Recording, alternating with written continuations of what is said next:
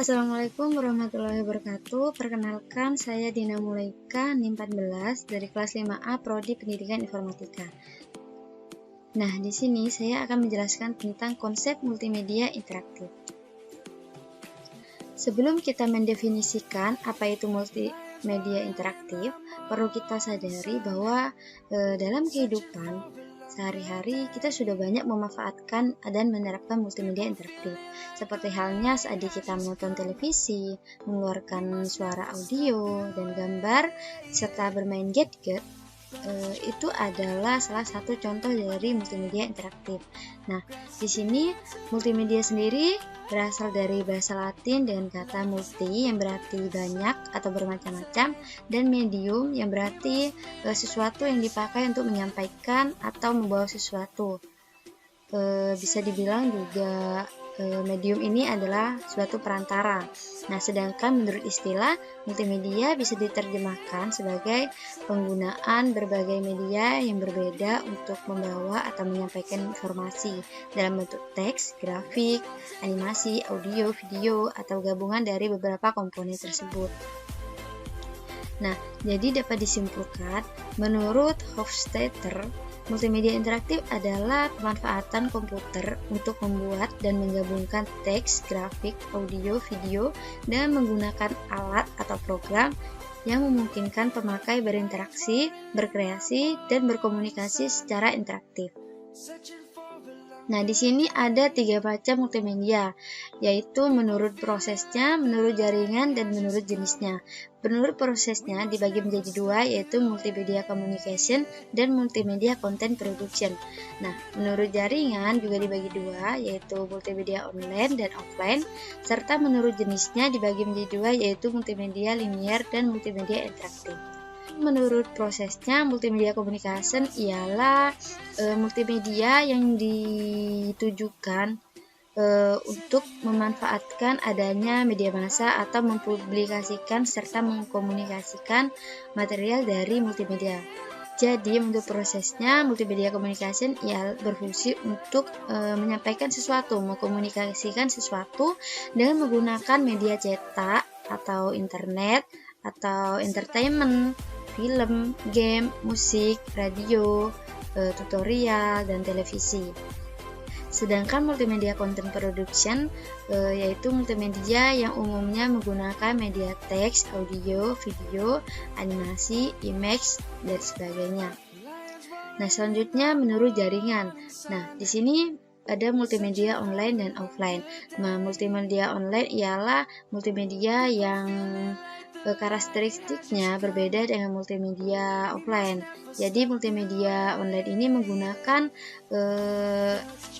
media berupa kawat, saluran, atau sejenisnya. Jadi sama seperti saat kita sedang online, kita membutuhkan suatu sinyal atau saluran atau kawat yang membuat kita dapat terhubung dengan internet.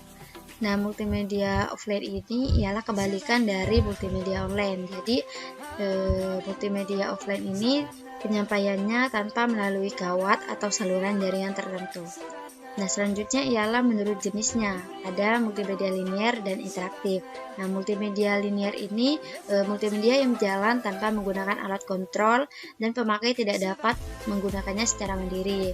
Jadi, multimedia linear ini tidak ada interaksi antara multimedia dengan penggunanya, sama seperti saat kita menonton TV atau film. Kita tidak dapat berinteraksi dengan film serta televisinya. Lalu ialah multimedia interaktif.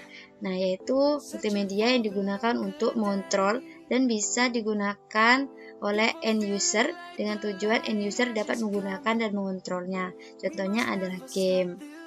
Jadi ada interaksi atau ada umpan balik antara multimedia dengan user atau pengguna.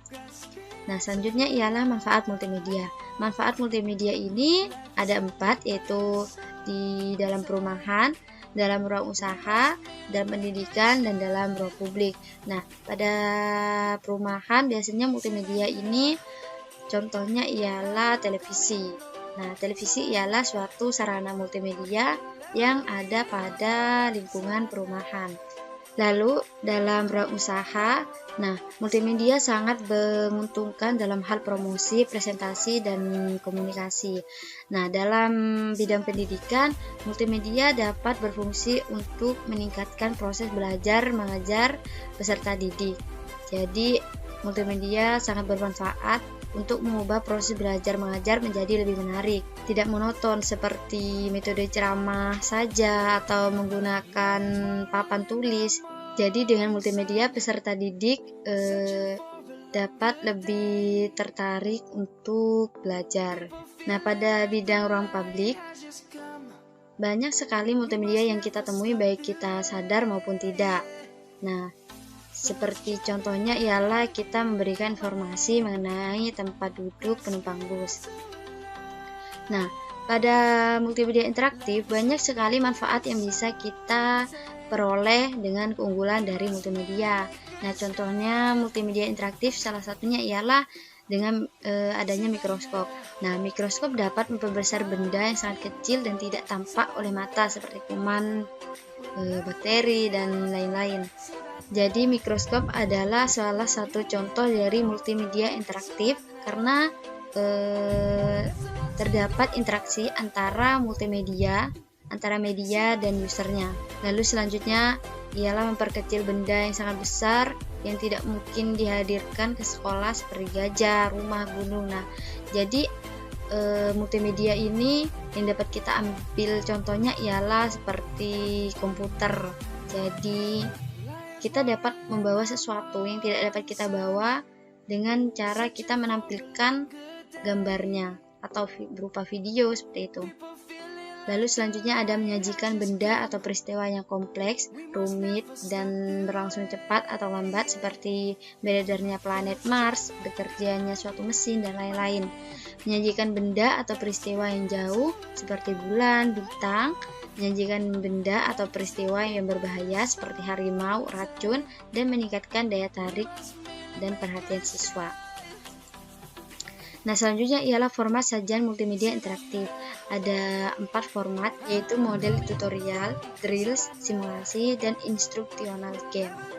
Nah, pada model tutorial ini merupakan satu model pembelajaran interaktif yang digunakan dalam proses belajar mengajar menggunakan software berupa program komputer yang berisi materi pelajaran dan ditujukan sebagai pengganti manusia sebagai instruktur kenyataannya. Lalu selanjutnya ada model drills. Nah, model drills ini merupakan salah satu bentuk model pembelajaran interaktif berbasis komputer. Nah, tujuannya ialah memberikan pengalaman belajar yang lebih konkret melalui penyediaan latihan-latihan soal untuk menguji penampilan siswa melalui kecepatan dan menyelesaikan soal yang diberikan program. Nah, lalu selanjutnya ialah ada simulasi. Nah, simulasi ini merupakan salah satu strategi pembelajaran yang bertujuan memberikan pengalaman secara nyata melalui penciptaan tiruan bentuk pengalaman yang mendekati suasana sebenarnya dan berlangsung dalam suasana yang tanpa risiko. Nah, yang terakhir ada instruksional game. Instruksional game merupakan salah satu contoh model pembelajaran dengan menggunakan multimedia interaktif berbasis komputer dengan tujuan menyediakan suasana atau lingkungan yang memberikan fasilitas yang menambah kemampuan siswa. Jadi dengan multimedia interaktif kita dapat melakukan banyak hal dan mempermudah banyak hal dalam kehidupan kita, dalam keseharian kita, dalam kegiatan kita melakukan sesuatu. Seperti itulah konsep multimedia interaktif. Saya Dina Muleka, mohon undur diri. Mohon maaf bila ada kesalahan. Wassalamualaikum warahmatullahi wabarakatuh.